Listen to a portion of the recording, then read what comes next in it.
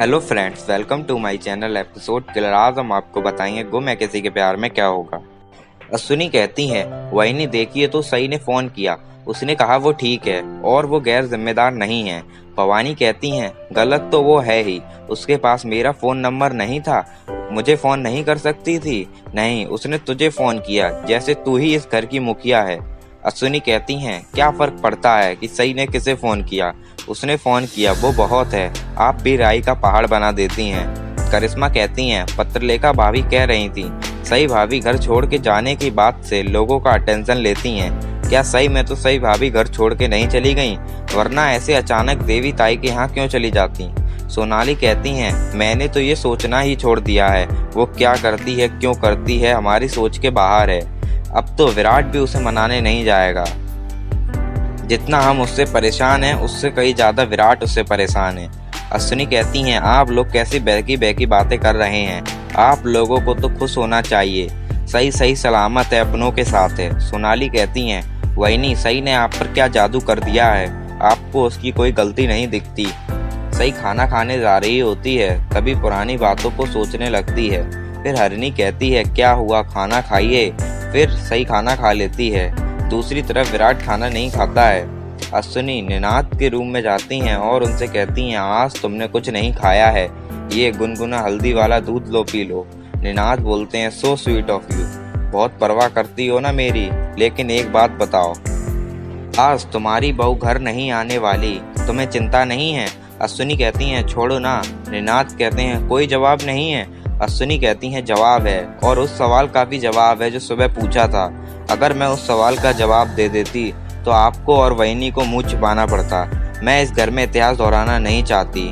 और कहती हैं, मुझे तो ऐसा लग रहा है मुझे भी आप दोनों से ऐसे ही सवाल पूछने चाहिए थे।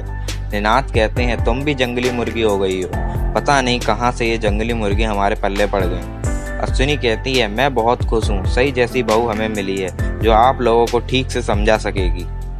निनाद कहती हैं, तुम अपनी हद मत भूलना, वरना वहीं भेज दूंगा जहां से आई हो। फिर निनाद चले जाते हैं।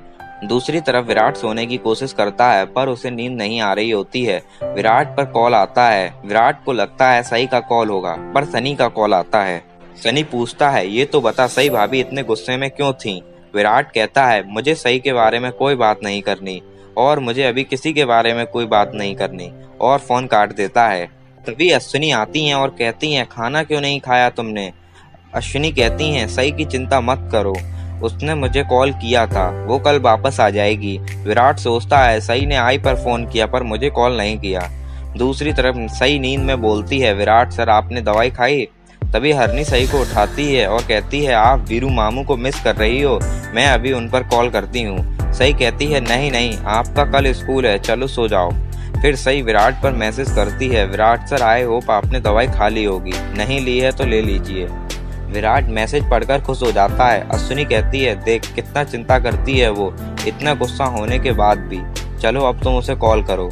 और फिर विराट उसे कॉल करता है और नंबर स्विच ऑफ आता है।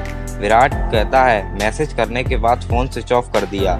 अश्विनी कहती हैं, जब फोन लगे तब बात करके सारी गलतफहमी दूर कर लेना। विराट कहता है, कैसे करूं कॉल, अब ये भी मेरी जिम्मेदारी है।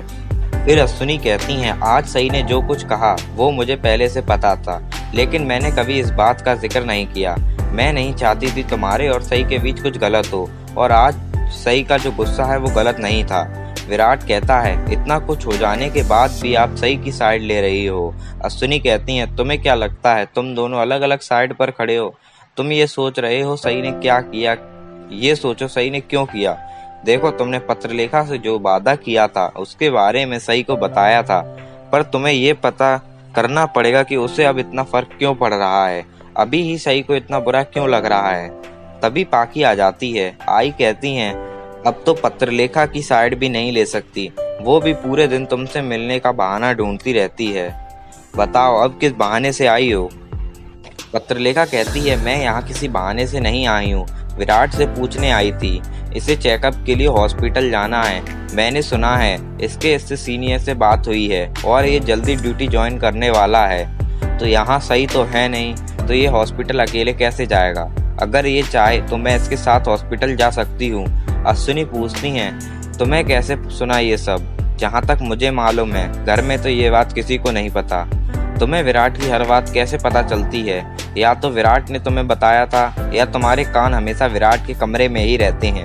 अश्विनी कहती हैं, मैं ये बात पूछना नहीं चाहती पर पूछ रही हूँ।